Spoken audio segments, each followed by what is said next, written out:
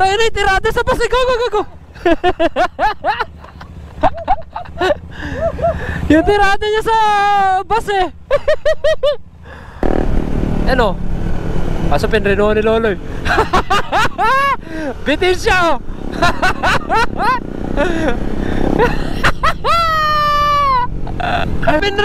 Pinrenuhan ni Loloy.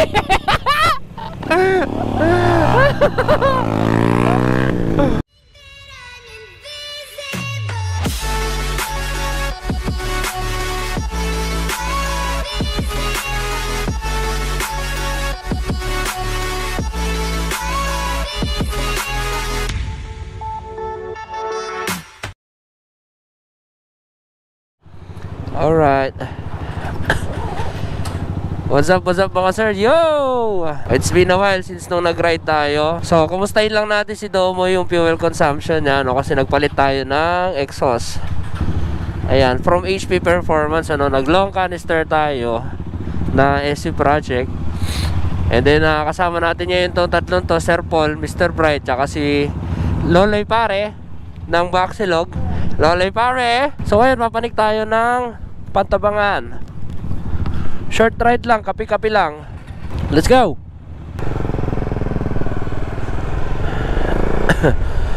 At i-break in lang natin si Domo, no? Kasi today is Thursday, February 22, 2024. So bukas is February 23, Boss Ironman. Kailangan natin i-break in ng konti si Domo kasi konti lang naman, mga 1 or 150 kilometers lang naman yung ating tatakbuhin. Para lang masunog ng maganda-ganda konti yung fiber ng exhaust. Medyo masunog ng konti yung mag-init na yung ating engine oil, yung coolant. Ayan, mag-circulate na para ma-check pa natin mabuti kung magbabawas yung coolant or merong mga hangin sa radiator na hindi naalis. Para malaman na rin natin kung paano magiging sistema ng ating mga auxiliary lights.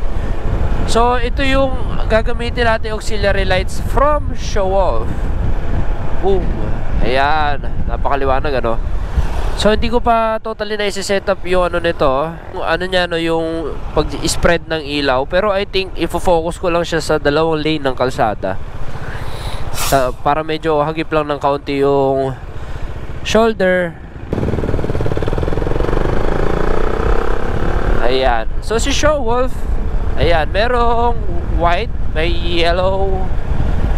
Ayan. So yung yellow, same lang din ang function ni white na may blinker. Ayan. Merong alternate, merong sabay. Ayan. At para na rin medyo ma-warm up tayo ng konti. Although lumuluwas-luwas tayo, pero yun kasi para sa lang yun, flexibility nung ating pang-stretch na yung ngayon, medyo magko-corner tayo para medyo babalik-balik, ma-refresh ng konti yung memory pagdating sa cornering. Ewan ko pa. Basta yun na yun. I guess yun na kung ano lang pinagsasabi ko. So, ayan, kasama natin si Loloy Pare. Gamit niya ang kanyang Benelli Panarea. Tapos kasama natin si Mr. Bright TV. Gamit niya yung kanyang si Robin, yung kanyang RC250 na Rusi. And then si Sir Paul, yung first version ng Dominar 400. So, fuel consumption natin, fuel tank ko siya. Mamaya, titignan natin kung hindi ko na sinukat, guys, ha. Kumbaga, kukumputing ko na lang yung distance mamaya at kung magkano yung magiging ipapagasolina natin mamaya pagkabalik. Titignan natin kung tumipid ba or mas napaganda ba yung performance ni Domo sa gamit natin yung exhaust ngayon at sa pagkaka-refresh natin ng motor. So lahat ni-refresh natin dito, guys. Spark plugs, fuel filter, oil filter, air filter, kadena, basta sobrang dami. Coolant, engine oil, lahat refresh. Siguro ang hindi lang na-refresh dito ay yung ignition coils. Yun. Yan. Bisita lang tayo ng Pantabangan para makabalik din tayo agad, napakalamig. You know, tamang lamig lang with Imprint Customs hoodie. And bago ang lahat, maraming salamat sa sponsors natin for Boss Ironman 2024 Motorcycle Challenge. Yan. Corsa Motorcycle Tires Philippines, Jumper Motocog, Imprint Customs, Scramble Marketing, Grand Toro Oro Trading, Aeropack Philippines, Team Repsol Philippines, Blowpong, Lubrigold, kay Black Mamba Energy Drink, kay Kadikit Stickers and Signs, at kay HJC Helmets Philippines. Yun. So maraming salamat. Napakaganda na lineup natin yung taon, ano. Taon-taon gumaganda yung mga produkto natin, ano, na nauuwi tayo sa mga the best na gamit, gears at saka pang maintenance ng motor. Wow, napakaaliwalas. Good morning Rizal, Nueva Ecija. Ang daming ipon, grabe. Wow, ang dami, oh. Hindi naman sa nag-iisip ako ng pangit, pero naglabasan sila lahat sa ano, doon sa lungga nila. Yung iba kasi may kasabihan na ganyan eh, kapag nakikita mo yung mga ibon na ganyan, parang lilindol o nakakaramdam sila na mangyayari hindi maganda. Grabe na, ayun pa! Wow! Ang dami! Naglalabasan sila lahat ngayon dito sa ano, sa manggahan. Grabe, napaka-unique naman ang ride namin na to. May pa-show pa yung mga ibon doon. Ang dami, oh. Grabe, oh. Yo, Mr. Bright TV, Loloy Pare, and Sir Paul. Alright. Bilis din ang tinatakbo ng ano, Pinelli, Panarea. Umabot din ang ano. Cruising speed 90, ang bilis. Good morning Rizal.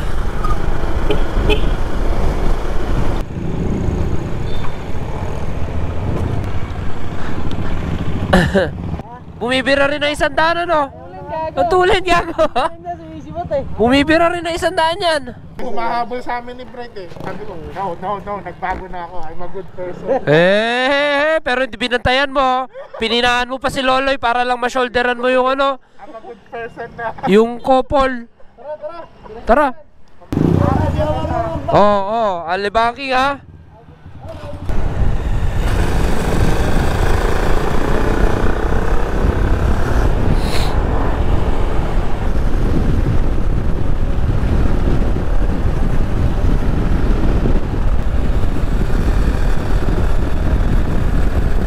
Bago. Bago spalto, wow.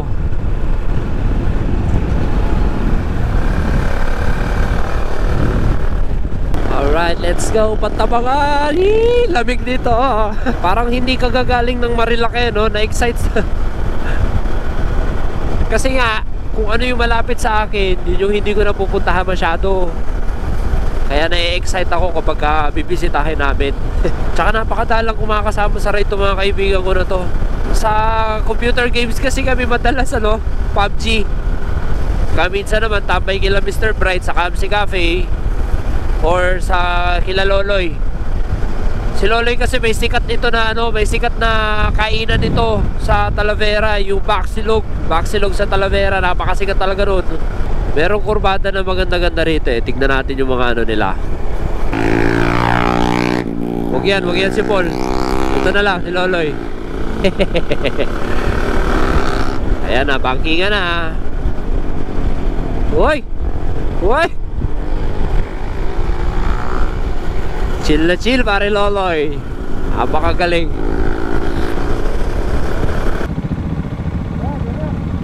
O tara G, mauna kayo para makita kayo lahat. Una ka na Sir Paul.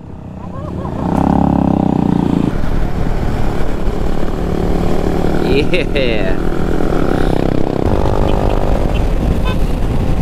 Ganun. Si Loloy. Wow.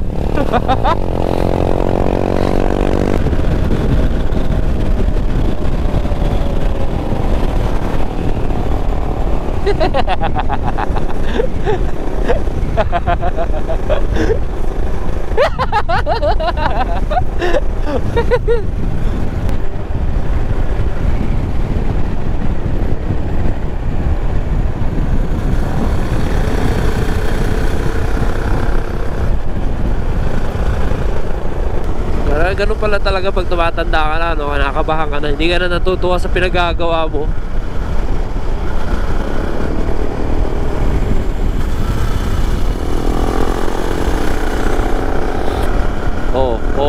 Ayan na naman si Paul, oh.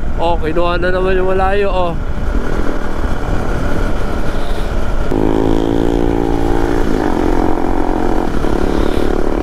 Ito na ang laruan.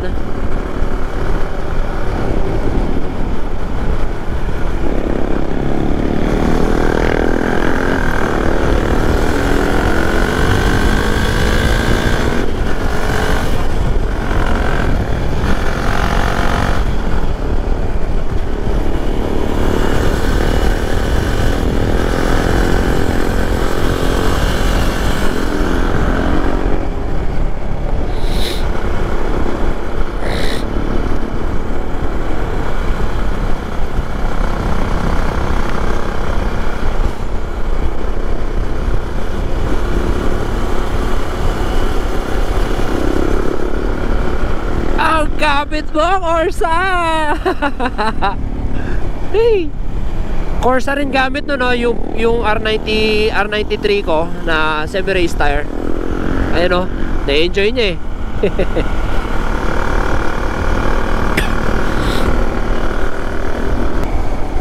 Yes, here we go, Loloy. Yeah!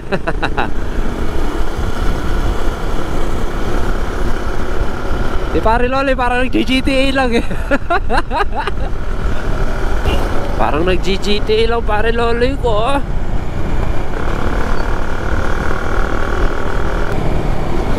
Doon tayo, diretso tayo.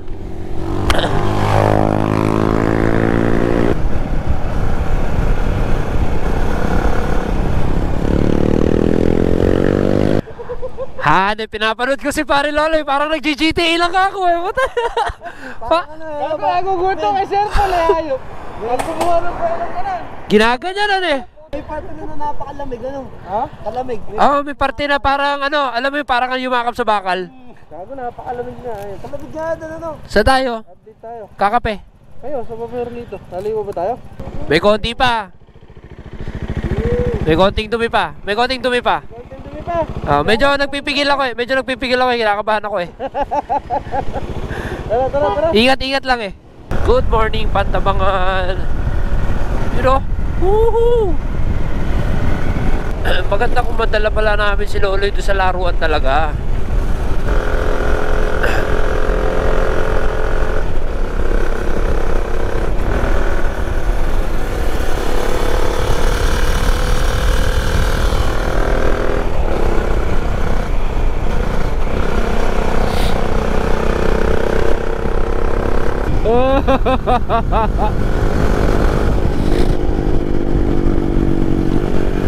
Galing pumangking, oh.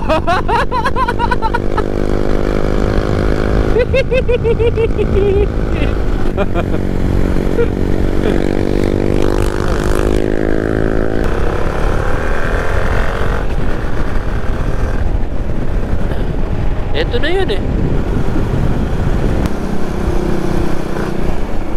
Oh, ito pa lang pala.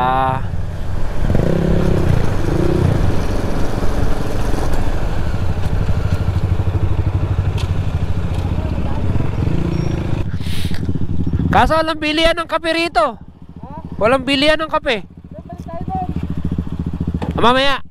Sige, ihi muna ako.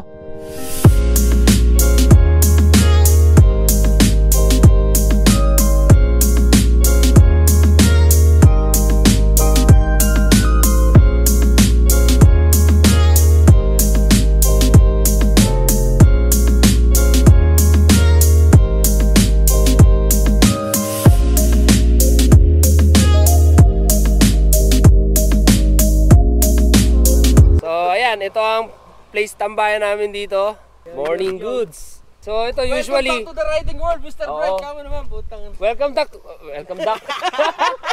back to the riding world, Mr. Brightness. Ito kasi usually pagdating ng alas 5, kuminsan alas 7, lalo na nung January tsaka February, sea of clouds talaga yan. Gandun. Ayan, so after mag-photoshoot dito, magkakape muna kami. Ayaw ka, video mo.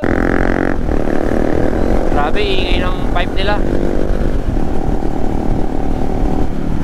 Pwede na si Loli sa long ride, oh. Kayang-kaya ng Panarea.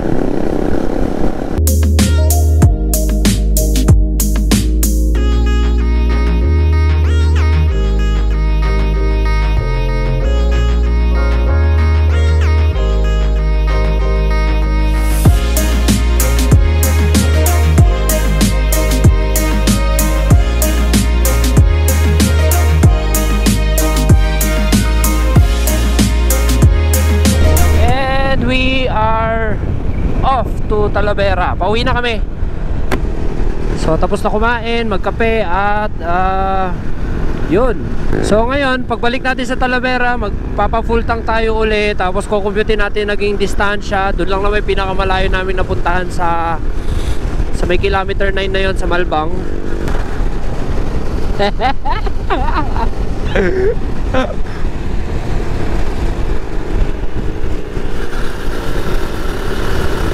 So ina-expect ko talaga tumipid ito, although yung ignition coil natin hindi na ganun nagpe-perform parang nung brand new. Pero bago naman lahat spark plug, engine oil, bago yung exhaust natin, mas naipit pa compare sa, mas naipit yung back pressure niya no compare sa stock natin. Kasi 2-in-1 barrel yung stock natin, ito single lang, naka silencer pa. Actually naka double silencer siya. Meron siyang isang busal sa slip-on, tapos meron pa siyang silencer sa tip. So ipit na ipit talaga. Kaya tahimik nito mo ngayon. So ina-expect ko maganda performance nito. Kasi mariread nung sa ECU niya, yung sa air and fuel mixture na sumikip yung exhaust, kaya titipirin nung ECU yung flow ng air at saka ng fuel. Yun lang pagkakaintindi ko, sana. Pero walwal tayo, hindi tayo nagtitipid kahit sa engine brake, ano.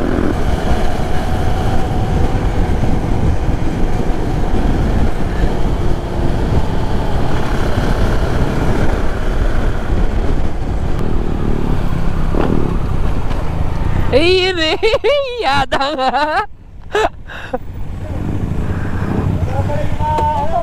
Putang yung itirada sa ano. Tayo na itirada sa bus. Go. Yung tirada niya sa bus eh. Hindi, abante yan. May handbrake ba yung araw niyan? May handbrake ba harap niyan? Hindi ako nadaan. Ayun na. Gigilid lang ako.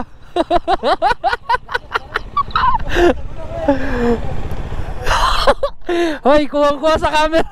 Kuha.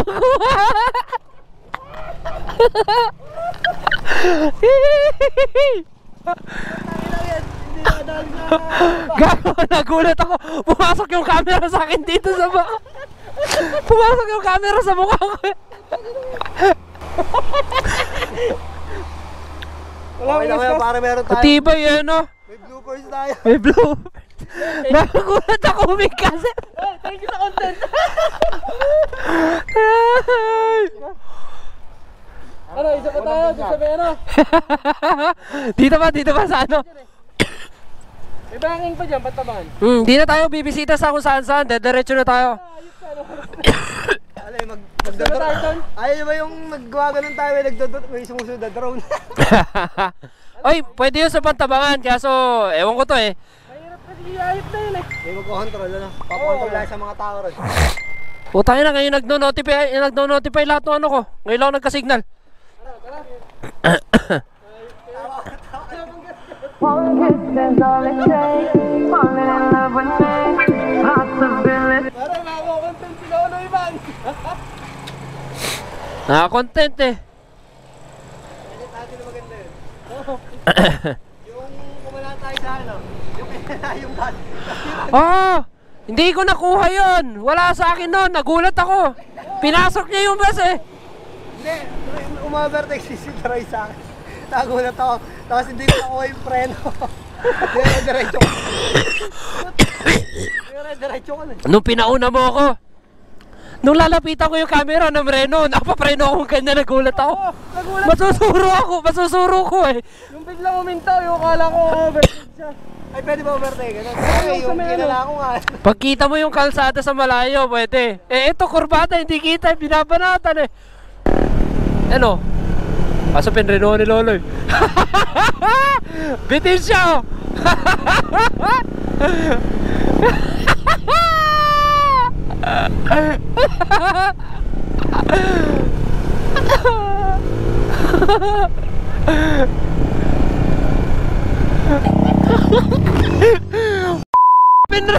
Pinrenuhan ni Loloy.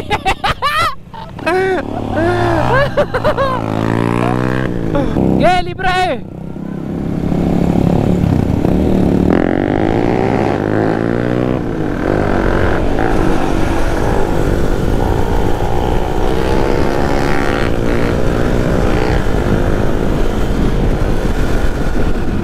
Wow, grabe yun. Let's go.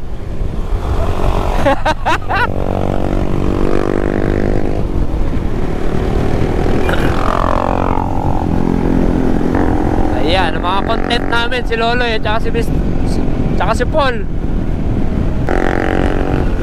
Napakabilis magpatakbo ng Benelli.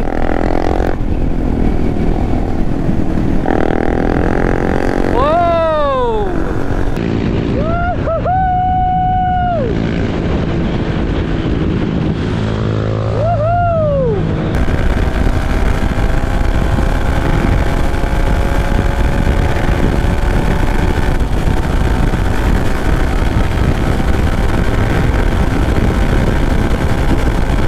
Walwal na to.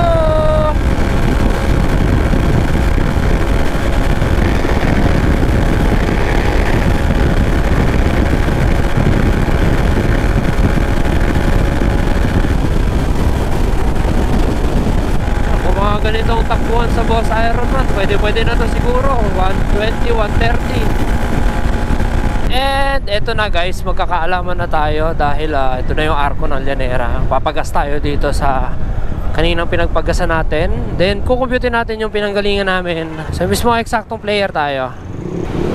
Boss, full tank ulit. Full tank ulit?